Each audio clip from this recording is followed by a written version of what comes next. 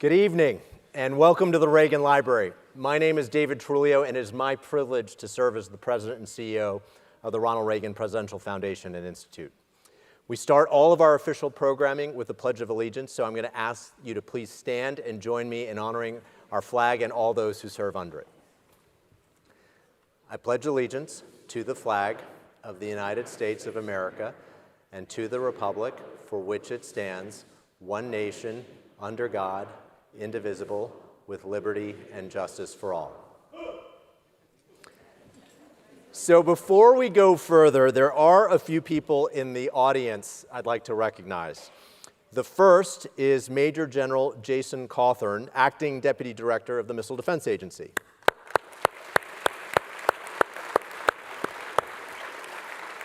As so many of us know, military spouses play a crucial role in supporting service members, providing stability, strength, and resilience to their families, and contributing significantly to the readiness of the armed forces. So I'd like to recognize two military spouses with us here tonight. Julie Collins, wife of our special guest this evening, and Carrie Cawthorn, who is married to Major General Cawthorn. Ladies.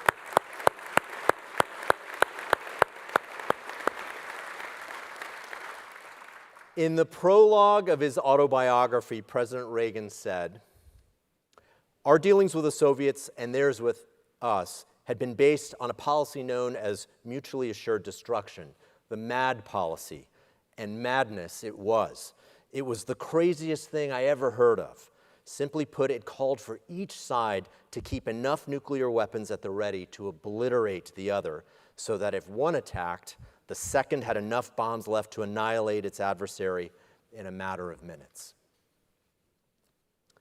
In an address to the nation on March 23, 1983, a date known well by the missile defense community, President Reagan asked, "What if free people could live secure in the knowledge that their security did not rest upon the threat of instant U.S. retaliation to deter a Soviet attack, that we could intercept and destroy strategic ballistic missiles before they reached our own soil or that of our allies?" That day, President Reagan announced his intention to embark upon groundbreaking research into a national defense system that could make nuclear weapons obsolete, called the Strategic Defense Initiative, or SDI. The heart of the SDI program was a plan to develop a space-based missile defense program that could protect the country from a nuclear attack. Political detractors and the media right away began calling the program Star Wars, since it seemed as impossible as the movie depicting a galaxy far, far away. But with SDI, President Reagan was able to unleash America's entrepreneurial spirit. The project ultimately helped end the Cold War. It not only revolutionized the way we think about missile defense, but also led to significant advancements in other areas of technology, such as satellite surveillance and communications.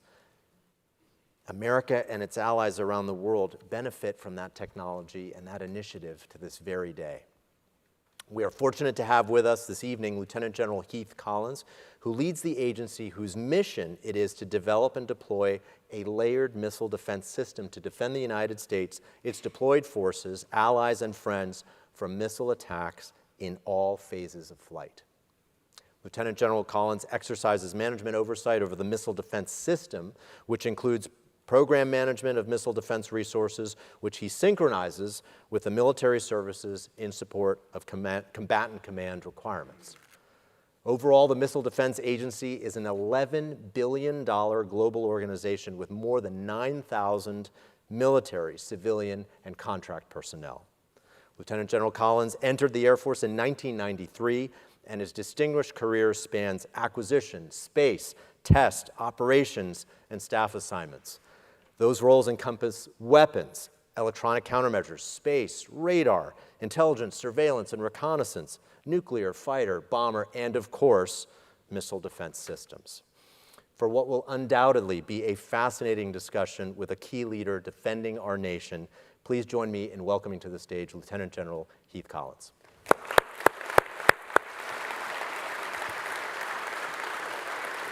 Come on up. All right.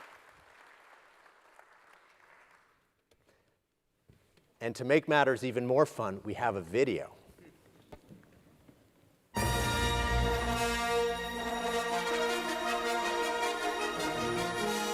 March 1983, President Ronald Reagan's televised speech to the nation introduced the world to the Strategic Defense Initiative and a new program to consolidate the Defense Department's anti-ballistic missile efforts under one roof in the face of a rising Soviet threat. Since then, the protection of U.S. forces and allies through the development of advanced communications, sensors, and interceptors has been supported by every U.S. president. Since 2002, the Missile Defense Agency, a successor to the Strategic Defense Initiative Organization, has been developing, delivering, and integrating advanced missile defense systems for homeland and regional protection. We live in a dangerous world, characterized by the proliferation and use of ballistic, hypersonic, and cruise missiles. In Ukraine, Russia has employed thousands of missiles of all types, as well as drones. Thousands of rockets, projectiles, missiles, and unmanned aerial vehicles have been used to target Israel and commercial shipping in the Red Sea. Chinese entities have assisted Iran, North Korea, and others in developing their missile programs. And North Korea and Iran have been the source of ballistic missile-associated sales to numerous countries and terrorist organizations, and continue to present a significant proliferation threat. Today, thanks to President Reagan's initiative, the United States continues to deliver effective and combat-proven missile defense capabilities to its warfighters. To ensure the missile defenders can see the threat, MDA is delivering sensors on land, at sea, and in space to provide more persistent, accurate, and timely data on threats in space and in the atmosphere. The United States will soon be activating the Long-Range Discrimination Radar in Alaska to provide highly accurate tracking data on North Korean ballistic missile threats to the homeland. To exercise control over the system, MDA also provides a faster, more efficient command and control and battle management system than it had 2 decades ago. This capability is critical to processing sensor data and communicating missile tracks to the weapon systems. The ground-based mid-course defense system has defended the United States against missile threats from North Korea for the past 20 years. We have been upgrading the existing ground-based interceptor fleet to keep pace with threat developments. MDA continues to work with the Navy to develop and sustain Aegis ballistic missile defense using standard missile variants deployed on ships and at Aegis ashore sites in Romania and Poland. We are also working closely with the Army to integrate the Patriot missile defense system, which targets shorter-range missiles, with a system we have been building since the 1990s called THAAD, or Terminal High Altitude Area Defense, which can defeat short to intermediate-range threats. When we integrate these systems so they can talk to each other and use each other's radars to cue the launch of interceptors, we can significantly improve the protection against shorter-range threats. We must also prepare for the future. MDA is developing the next-generation interceptor for defense of the United States. Once fielded, this interceptor, with its multiple kill vehicles, will supplement the current interceptor fleet to overmatch the advancing rogue nation threat. MDA recently launched 2 satellites to precisely track and target future threats from maneuvering hypersonic missiles. After a period of testing, MDA will work with the Space Force to integrate these new technologies into the nation's missile tracking satellite architecture. MDA is also in the process of developing a glide phase intercept capability together with our Japanese partners to meet the threat of 2035 and beyond. GPI will work with existing and upgraded sea-based terminal defenses to provide a layered defense against hypersonic glide threats. Further out in the future, MDA is striving to make missile defense more affordable. Working with other stakeholders in the department, MDA is investigating technologies needed to support the development and integration of directed energy systems, as well as other innovative weapon concepts. Consistent with President Ronald Reagan's vision for a more secure United States and a safer world, today's Department of Defense continues to push the edge of what is technologically possible in order to provide the United States Armed Forces the systems they need to defend the homeland, U.S. deployed forces, and its international partners against missile attack. New rule, every guest has to have a video that cool. That's awesome. Thank you for that. I bet your team had fun putting that together, and it frames the conversation really well. It was really great. They did a great time. Our visual production folks are really great.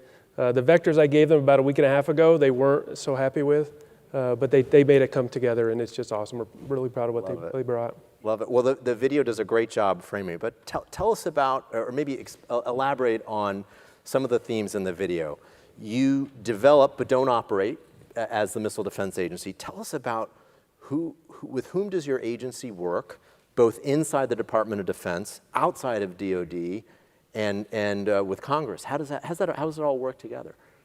It's a good question, and the shorter answer would be who we don't work with to deliver the missile defense system. It really has become a system that all of the services within the department rely on, but as well a large number of international partners. All of the combatant command areas are asking for missile defense capability as a key capability. And so we really work with all of those entities to bring capability that saves lives, wins wars for all of them.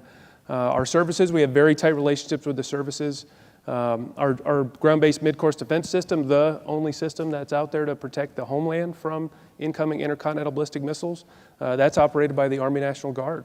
And they just have been doing a phenomenal job for many, now a couple decades, and they just do great.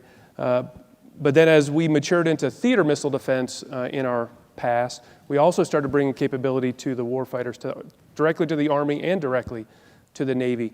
Patriot began its development within Missile Defense Agency, and that was a capability that we transitioned wholly over to the Army.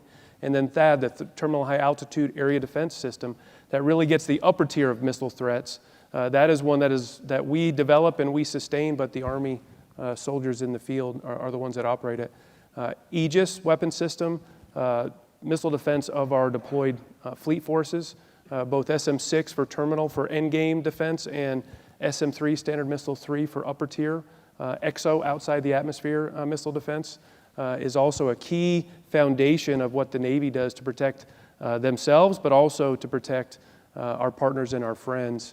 And then there's a long list of international partners, from just initial engagements with international partners on designing missile defense architectures to actually having foreign military sales programs where we arm them, we provide them with missile defense capabilities. And in some cases, in the case of Japan, we actually have a history of co-developing. We actually partner with Japan to develop missile defense capabilities. The SM-3 Block 2A interceptor is co-developed and co-produced with our Japanese partners, and that glide phase interceptor for hypersonic defense will also be co-developed and co-produced with Japanese. Last piece, the Hill. The Hill is absolutely important for us. We have really good. And I think one of the images of you on the video was presumably you testifying on the Hill. It was in a hearing. I'm not saying that those are great experiences, but those are incredibly important engagements with us. And we have had very good support over the years and even in this last year in this last hearing set with support from the Hill, bringing the capabilities to bear for the missile defense fight today, which we can talk about more, but also that missile defense fight tomorrow. It's getting much more complicated. The threat's been watching, and they've been very focused on defeating the systems we have in place today. And so they're getting smarter, they're getting tougher. We need to do that as well. Well, we had an opportunity to talk a few moments ago, and you were telling me about the importance of Indo-PACOM generally, and there were a few specifics that maybe you care to elaborate on. Guam, for example. Yeah, certainly. With the Indo-Pacific Command, Admiral Paparo is certainly 100% focused on the threat that he sees in a very tough neighborhood, the Western Pacific. And whether it's China or Russia or the like, he's certainly got a keen eye on that. He's put on the department and the Missile Defense Agency that his key to a future fight in the Western Pacific is the island of Guam. And so we, in partnership with the Army and really the entire department, are in the the design and starting the development of a fully integrated missile defense system, not even just missile defense system, an integrated air and missile defense system for the island of Guam to protect it from any potential offensive action from the adversaries in that region. And the requirement on us is 360-degree coverage, basically surface to space, anything. Whether it's air, cruise missile, hypersonic, ballistic missile, you name it, that's what we're going to put together. And over the next half a decade to a decade, that is what we're very, very focused on. And have been out there once. We'll go out there again and regularly meet with Admiral Paparo to make sure we're delivering that on the island of Guam. That being said, though, even beyond that is anywhere within the Pacific that we have forces. Our forces are under direct a threat from any of these adversaries in that theater, whether they be in Korea, whether they be in Japan or Okinawa, and we are working very closely to continue to provide integrated missile defense capabilities with our services on any of those locations as whatever the COCOM needs to stay in the fight, we've got to be able to provide that to them. And to elaborate further on your references to Japan, they really are an indispensable ally, are they not? I mean, you must be spending a lot of time there. You mentioned co-development. How would you say the state of the relationship with Japan is, and where's the future headed with Japan? I was just there a couple months ago. We've had a long history with the Japanese in supporting them and providing them missile defense capabilities. But we've also, in the last instantiation of the Standard Missile 3, which is one of those upper tier missiles, the Block 2A, we got into an agreement with Japanese, and we actually co-designed it with them, and we're co-developing, co-producing it today with them. For us, it's to protect our fleets and where our fleets go to protect, but they need them to protect their island. They're using them to protect Tokyo. They're civilians, or they really need those SM-3 2As to do that, and so that's a very close partnership with it, and they're a fantastic partner, actually, on that scene. And then as the environment's gotten more heated, more challenging in the last few years, they've certainly come in now, and we've just recently signed a project arrangement with them to co-develop and co-produce that glide phase interceptor as well, because they see their neighbor to the west being very, very aggressive and very much developing a whole portfolio of ballistic, hypersonic, and cruise missile threats that holds their island and their nation at risk. Well, let's talk further about the threat, and let's keep a focus on the threat, but also go to a different part of the world. So just a few months ago in April, there was a very significant attack against Israel. So I'm not talking about October 7th. I'm talking about just a few months ago in April, where Iran threw everything they seem to have at the Israelis. You testified at the Senate Armed Services Committee, and you said, the attack in April against Israel and the ongoing war in Ukraine also highlight the importance of being prepared to defend against large raid sizes involving diverse missile threats. We must prepare ourselves to defend against a level of capability and capacity we have never seen before. You also described, quote, an increasingly diverse and unprecedented missile threat. So at a high level, how are you working to address what sounds to be probably the most elevated, complicated threat situation we've found ourselves in as a nation? Absolutely. There's probably a few different veins that we can talk about as we tear that apart. First, focusing on the threat. We stay very, very tied in with our intelligence community and with our service intelligence efforts to make sure that we're understanding what the enemy's doing and where they're going and how they're pursuing paths to defeat us. And so the sooner we know that, or the sooner that we can forecast that they're going that way, then we can actually then develop the technology, the capabilities within our missile defense system we have today to counteract those. The missile defense system we have today was, as we talked about, missile defense agencies just 20 years old. The threat 20 years ago was very, very almost single note kind of threat, a ballistic missile target launched from a fixed location, coming in on a fixed trajectory, and we then had the challenge of hitting a bullet with a bullet. And so that's what we designed. Many said we couldn't do it. We stayed at it. We proved that we can do it. And that's the capability we have today. We can hit a bullet with a bullet. We've done it through numerous flight tests, and we've done it for real, to include on April 13th when some of those Standard Missile 3s were used by our Navy sailors to shoot down some of those Iranian ballistic missiles and save Israeli lives. Now, as we look forward, a big challenge that we now have, though, are the enemy's bringing maneuvering targets to bear. Many call them hypersonic, which hypersonic's a little bit of a misnomer because that talks about the speed. The speed isn't as big a challenge as the fact is they maneuver. They don't just fly a trajectory and we can see them and then pick them up later.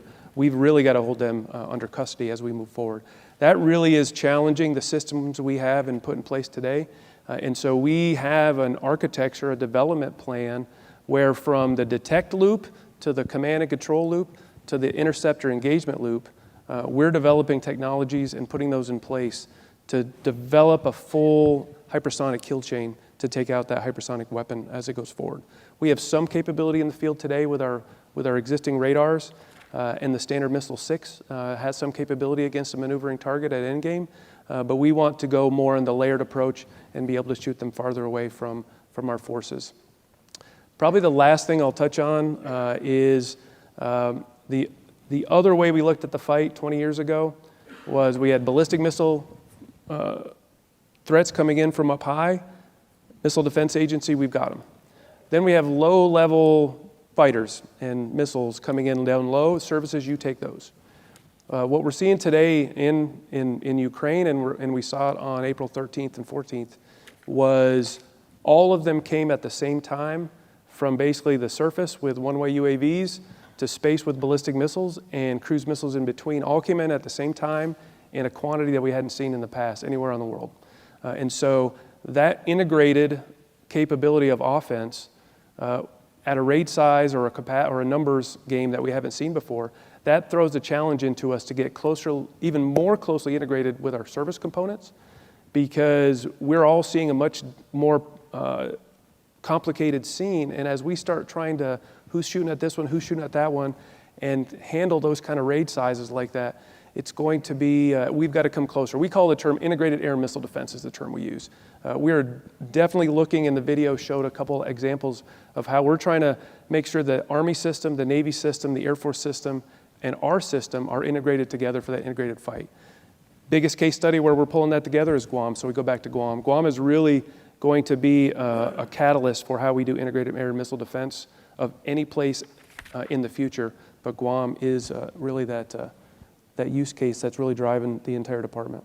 There's so much to cover here. So you mentioned that crucial integration, and it has to happen flawlessly or near flawlessly in a matter of what, seconds or minutes? I mean, it's very short time, right? So so how does it actually? I mean, there are many.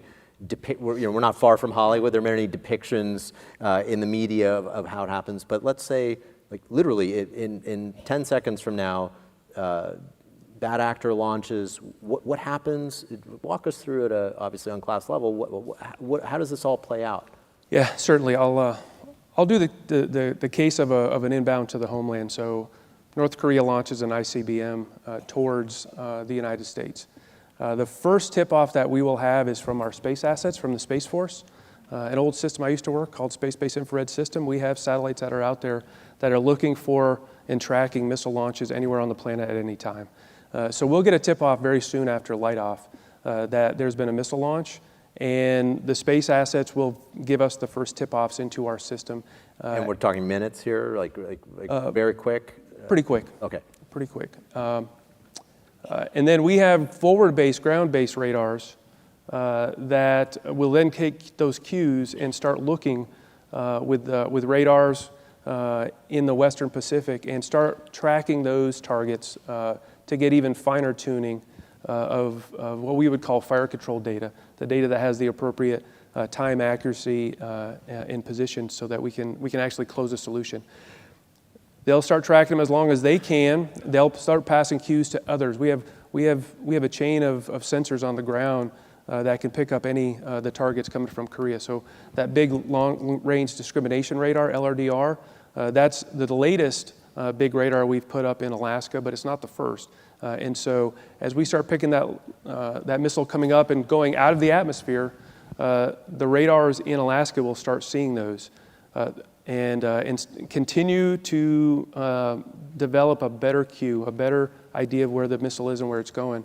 And eventually that feeds into the fire control system of our ground-based mid-course defense system, GMD. That is the system it's our system to do ballistic missile defense of the homeland. And so once that fire control, it's trying to figure out what the right missile to use and what the right trajectory is and what's the right timing to launch.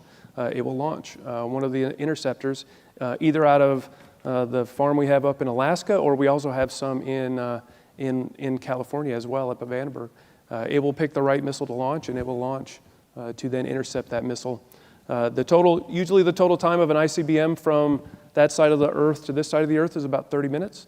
So you can think about the timeline that's got to happen as it goes through that sequence. But it really is a lot of tying all the sensors together, fusing it into a common battle management system, into a common fire control, and then the decision space to pick the right weapon to use, in this case, our ground-based interceptors in Alaska and California. A few moments ago, you mentioned hypersonics. There's been a lot of discussion about our adversaries developing hypersonics, and some worry that hypersonic missiles are this game changer. Am I correct in taking from your comments you're not that worried about it, or you're hard at work solving the problem? Or what's the right way to think about our U.S. posture with respect to the hypersonic threat? We're very worried about the hypersonic threat. We're seeing a number of use of the hypersonic weapons by Russia in Ukraine, and we see a lot of bluster, but also a lot of showing that the North Koreans and China or Russia are also pursuing hypersonic weapons. Our missile defense system of today is those ground-based radars, they look up. And so as you're looking up, the curvature of the Earth, you can't see as far out there. And so the hypersonic weapons are being pursued by our adversaries because they actually can fly down below the radars. And so we pick them up a lot later, and our decision space is later in the game. And so, which is why we think in the future for hypersonic defense, we need to put it into space so that we'll see it through the entire trajectory and time of flight. And so, we are very concerned about hypersonic weapons. One of our toughest threat sets in Guam is going to be hypersonic weapons coming out of China. And so we are in the midst of doing everything we can from the detect to the control through to the engage and the interceptor piece. Today we have some endgame interception capability, but that glide phase interceptor program that we're pursuing with the Japanese is going to allow us to reach out and intercept the missile much farther away from the target, and then give us choices. If we don't hit it, then we can take another shot. Is there a help needed in this regard from either Congress or from industry, or you have a large and hardworking team, but how do you actually solve the challenge, or do you need is there a certain call to action that you need? I think certainly a continued focus on the threat. Hypersonics, but also the broader entire portfolio of threats and threat space that they're going after. We all need to probably be a little bit more aware of it. Continued engagement with Congress, but continued engagement within the Pentagon with all the players. We are in the midst of a need to modernize our missile defense system for the future. At the same time, the Air Force is modernizing its force for the future, and the Army is modernizing its force, and the Navy doing the same. All parts of the department, I don't know of a part of the department that isn't modernizing for the peer fight that's in front of us. And so the priorities placed on everything, that's got to really come to the forefront. But really understanding where the threat is and what it's doing is going to be, I think, the first thing that we've got to talk about. And something, there's naysayers today that saying we're never going to be able to do hypersonic missile defense. We're not going to be. Same as the old guard that told us we could never hit a bullet with a bullet. Well, now they're telling us we can't hit a moving bullet. Well, if I may jump in and editorialize it, feel free not to comment, but I remember quite vividly how derided and how mocking some people were of missile defense capabilities, and yet, as you said, our military, our industry rose to the challenge and succeeded. So it's not in the American spirit to say it's impossible. So your video mentioned affordability, And that's a theme that you've also spoken about in your testimony.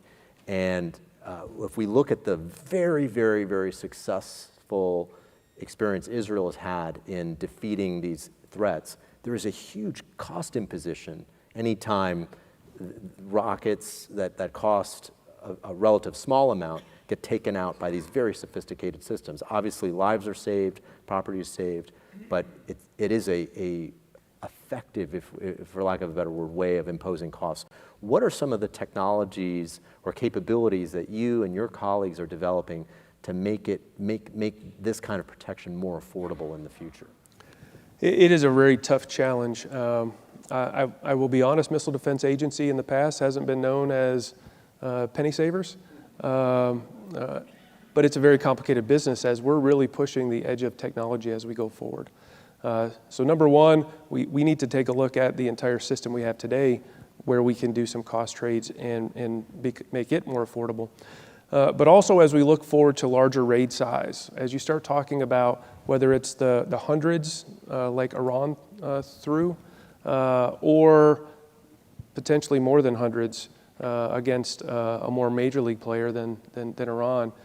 Now you're talking a 1v1, one missile, or two missiles to intercept one missile. Yeah, you're absolutely right. Just the mere number of rails and launch systems that you need to be able to stay up with that kind of calculus, it doesn't close very easily. And so we're looking into technologies that could potentially have 1v many. Directed energy is certainly one of those technologies that always seemed to be around the corner and wasn't. Over the last 10 years or so, so Missile Defense Agency kind of stepped back a little bit from directed energy for a while because it was not ready for the targets that we were going after.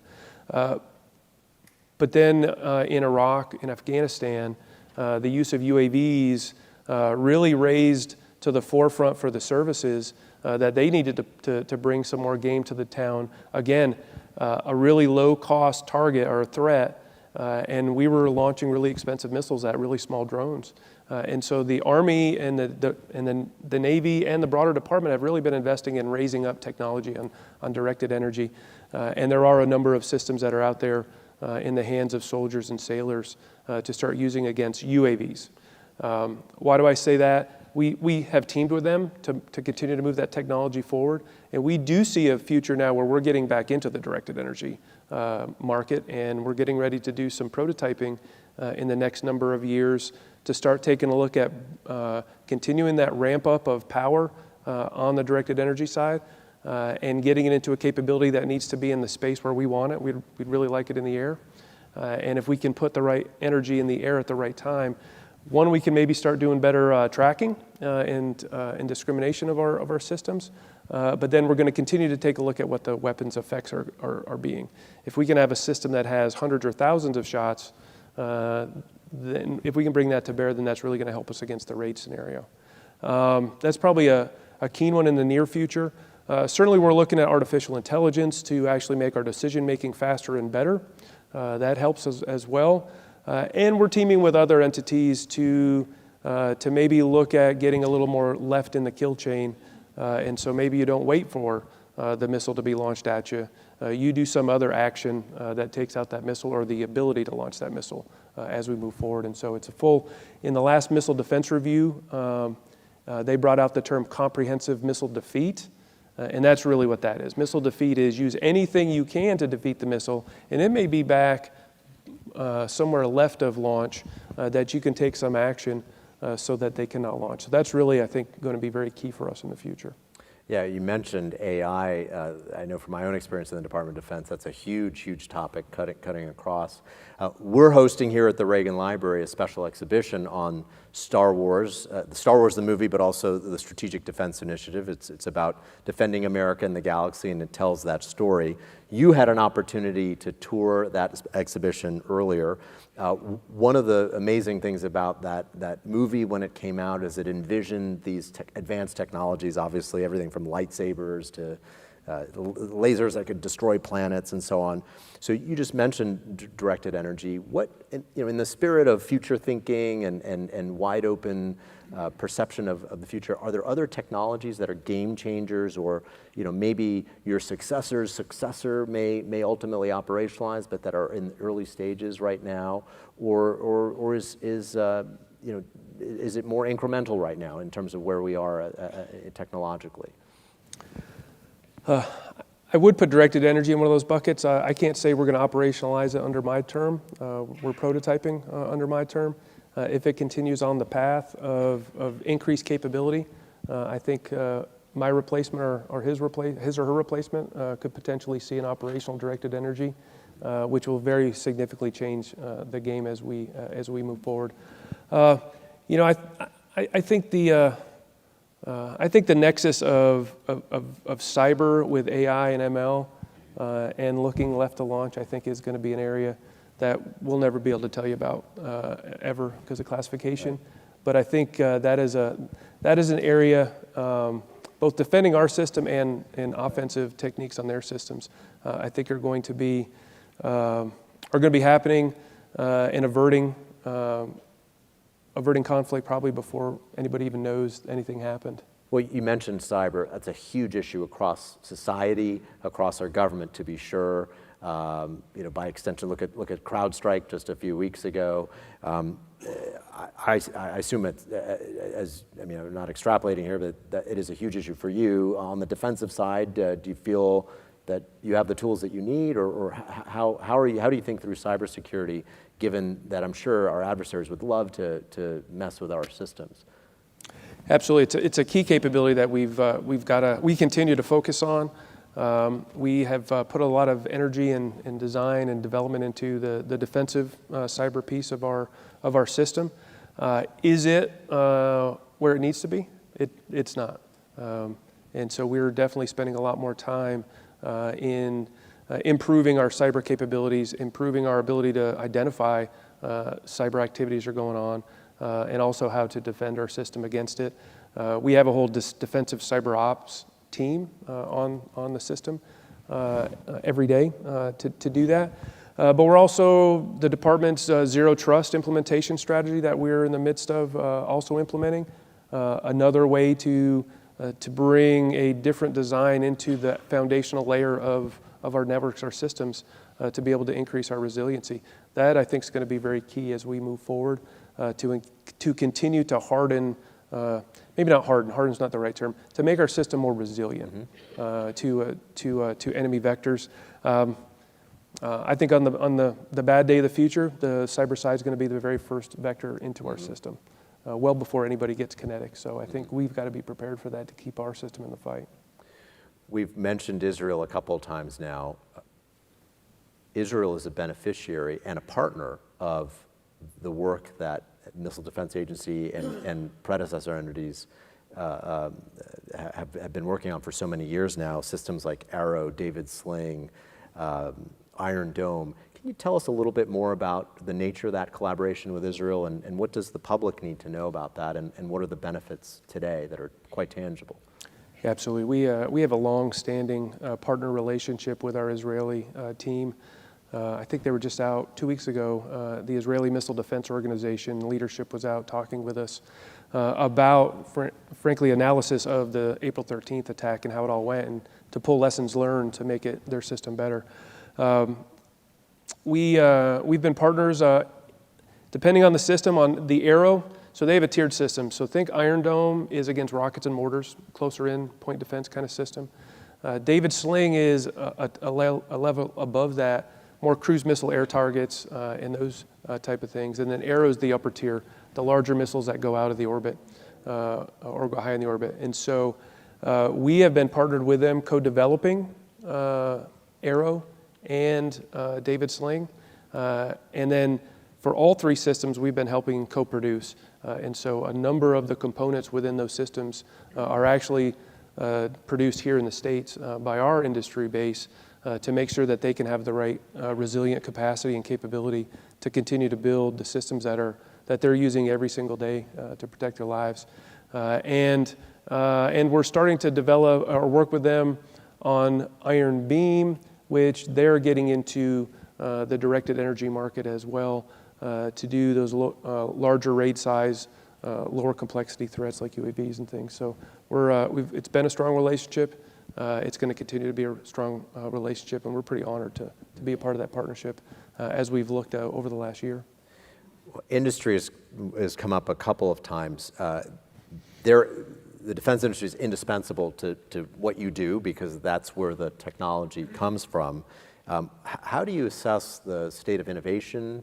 Is there something you need more of or less of from industry? How's that what's your industry relationship been like?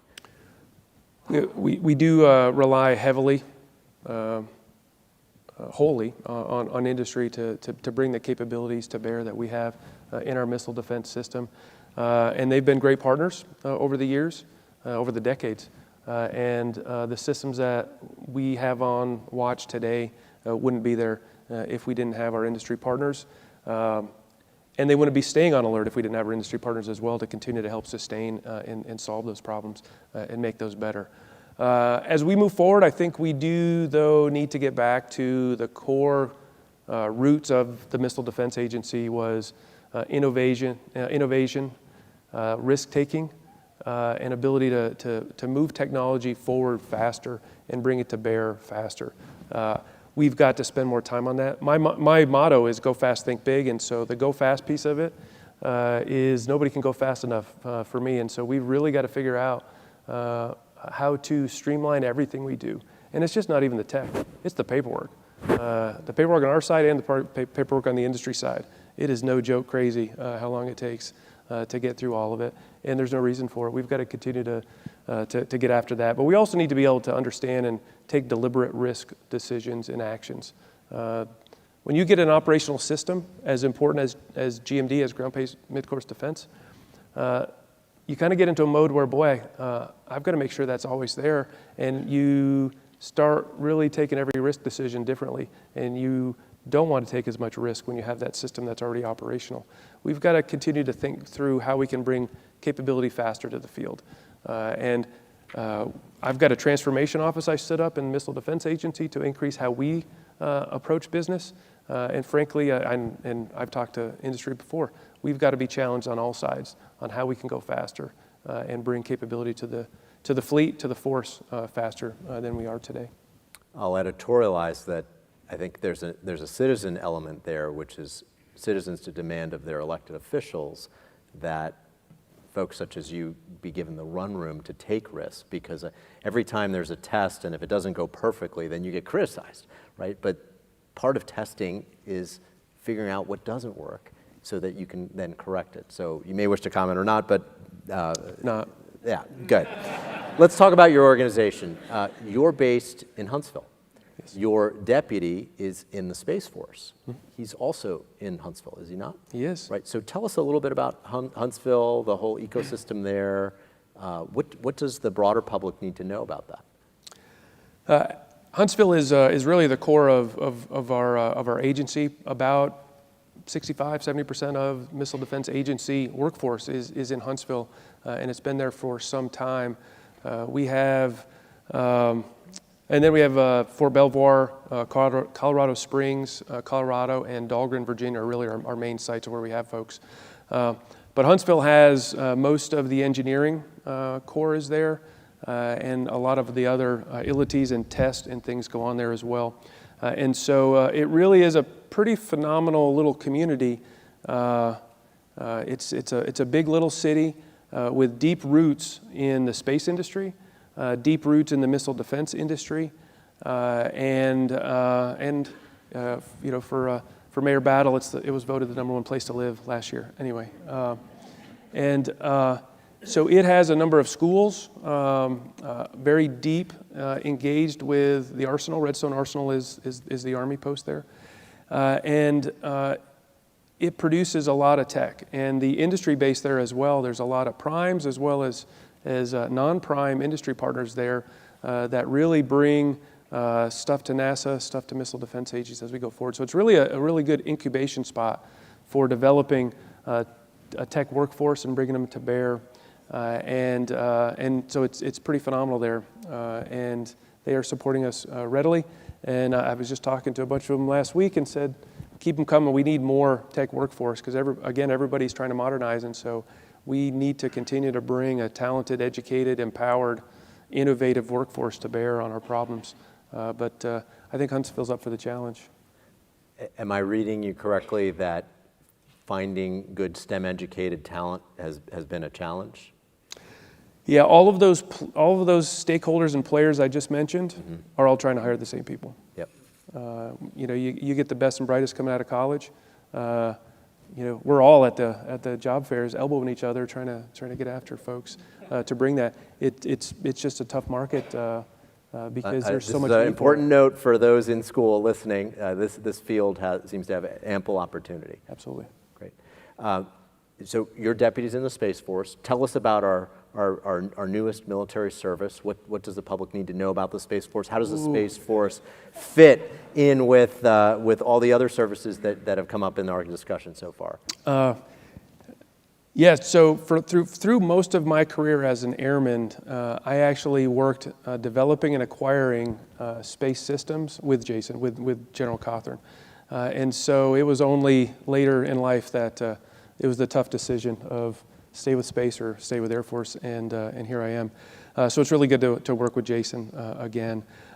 Our partnership with the Space Force could not be tighter, both because of the people, but also because of the really cooperative and overlapping mission sets that we have with them. We've had a long relationship with the Space Force and the space side of the Air Force back before that, because as I mentioned, the very first thing that we've always counted on for missile defense is the Space Force being there to see it when it happens right off the bat, because it takes a while for a rocket to get within view of the radars that are farther away. And so we've always counted on that Space Force to be able to do that. We've also counted on the Space Force to provide us secure comms through satellites so that we can pass information from one side of the planet to the other side of the planet faster. And we continue to rely on them today to do that. As we look forward into the hypersonic maneuvering target world, as I mentioned, we're really looking to partner in space to be able to bring that constant watch look anywhere, all the time, to hold any hypersonic weapon or any weapon under custody through that entire time of flight till intercept. And so we're going to continue to work with them very closely. Just this past February, we had a great partnership with the Space Force. We were pursuing, it's a long name, but it's the Hypersonic and Ballistic Tracking Space Sensor Prototype Satellites.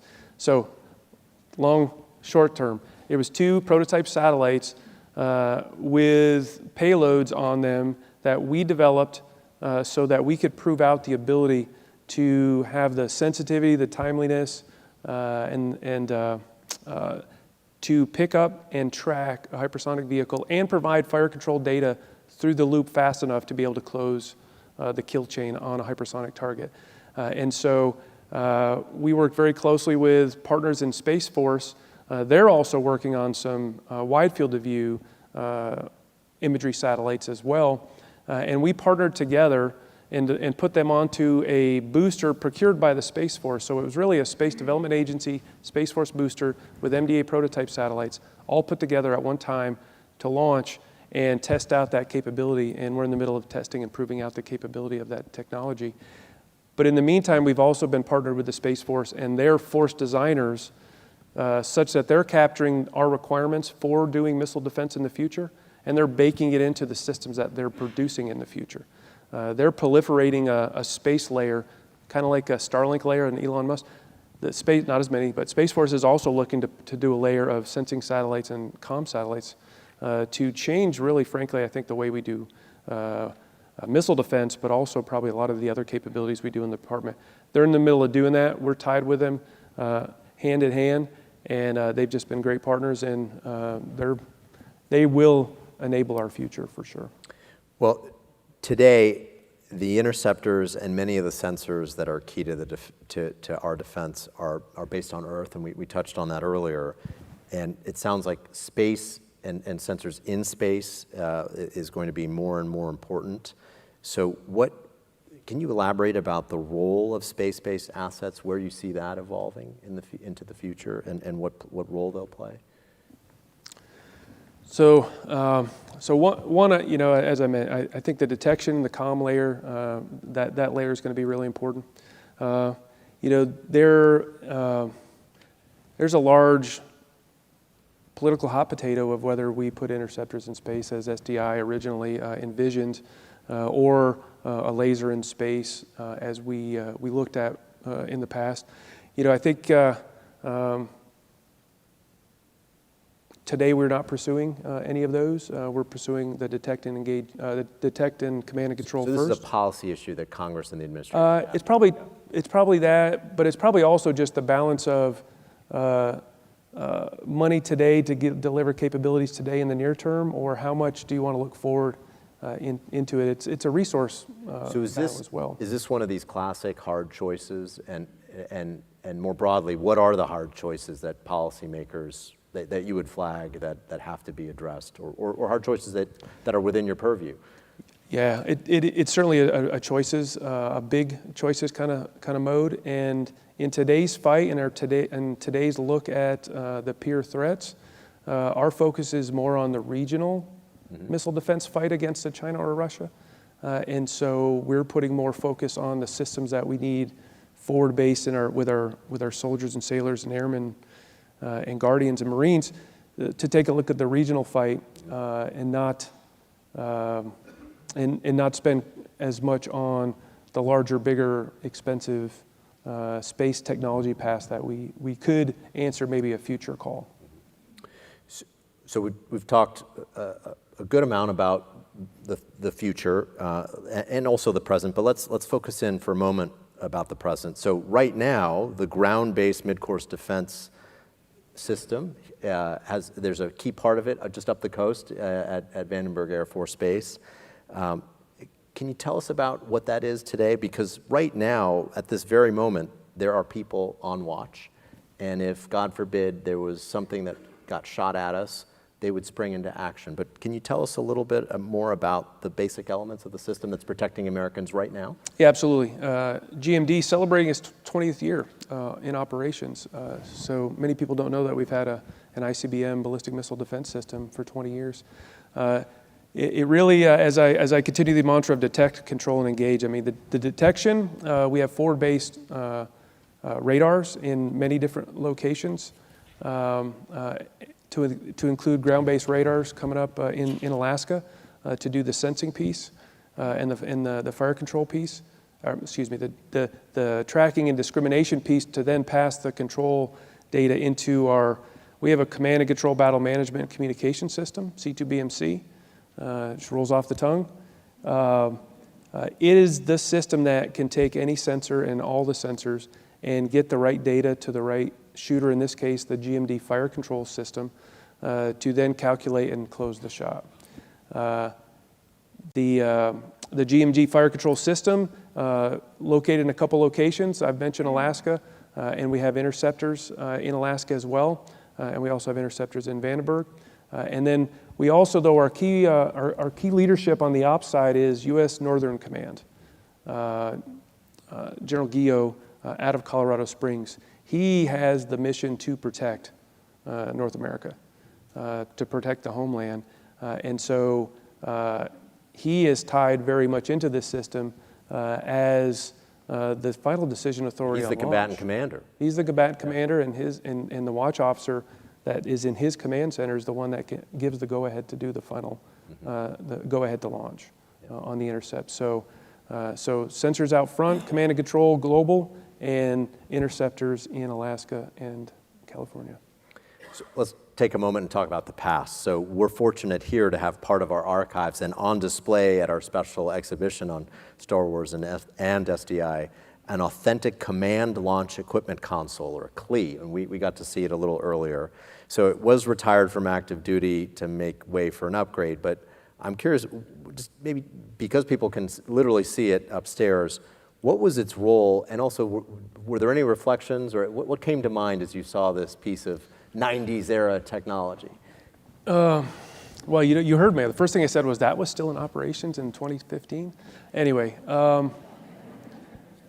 so part of that launching the GBI, and my director of engineering helped me a little bit on this before he came in here. We used to have two systems that was part of that GMD system. One did the fire control calculations. It got the data from C2BMC and did the calculations. But then there was the CLE was what commanded the launch of the actual interceptor out of the silo. And so there was a pass back. You'd actually have two big racks of equipment that used to talk back and forth to figure out and close the deal, close the kill chain and launch the system.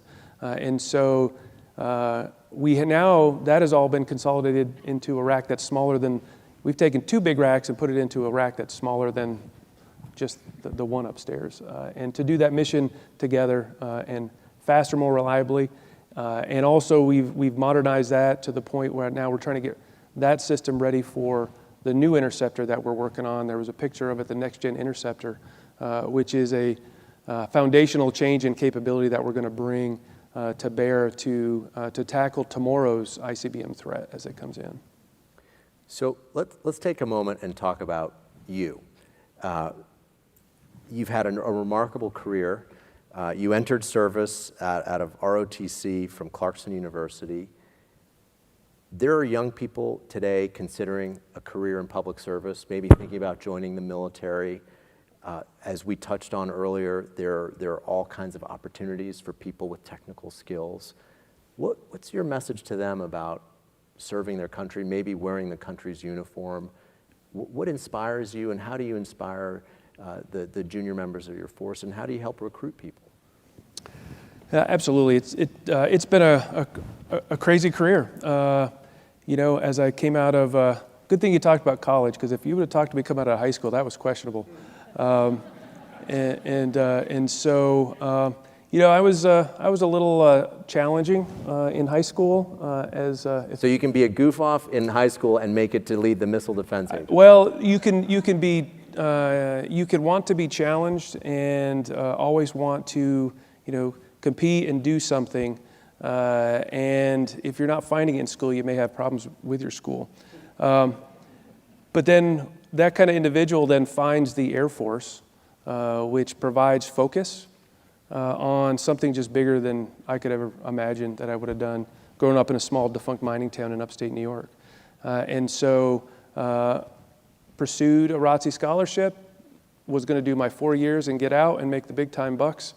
And, from day one, just frankly fell in love with the mission, fell in love with our core values, fell in love with the challenge, but really fell in love with the airmen and just our culture. Oh, by the way, that challenging authority culture is actually probably, it bleeds blue in every single airman that I know. And so it was a really good alignment for me. I've been challenged throughout to always increase my game, to take care of people, take care of the team, and lead them forward. And then I've also had a career where I have really been a capability developer, developing first of its kind systems through almost my entire career. So I've had the blessing of being able to not only bring new capability to bear, but to change how our nation fights, how our airmen fight. And now, 31 years later, some of the things that we do as an Air Force, and some of our young airmen just know that this system's there.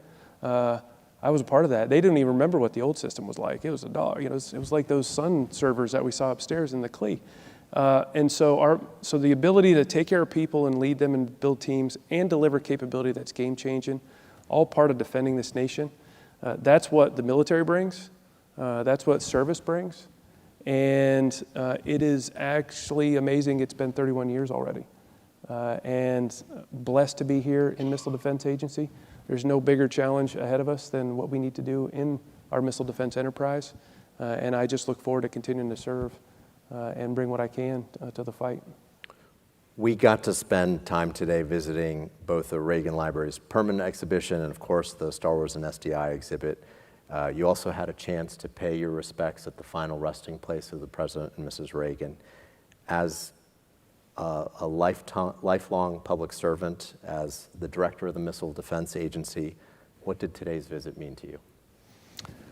Yeah, it kind of just takes your breath away where the hooligan from Lion Mountain, New York was invited, not kicked out of, but invited to the Reagan Library to be a part of this. And it's just words are hard to put to just this incredible event. I was telling some folks, I remember I was in basketball practice, 11 years old, when somebody came in and announced that President Reagan was shot.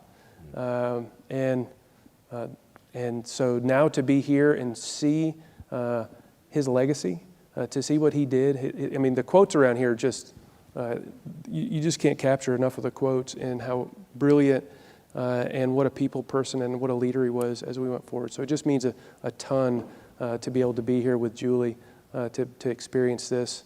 And the passion he had to lead, the passion he had for his family and his wife, and the passion he just had for a future visionary look, just absolutely incredible. And then as I'm number 12, from the heritage of SDI, I'm the 12th director. And thinking back at the previous 11 and what they did to get us here, 20 years ago, it was said that missile defense can't be done. Nobody says that anymore.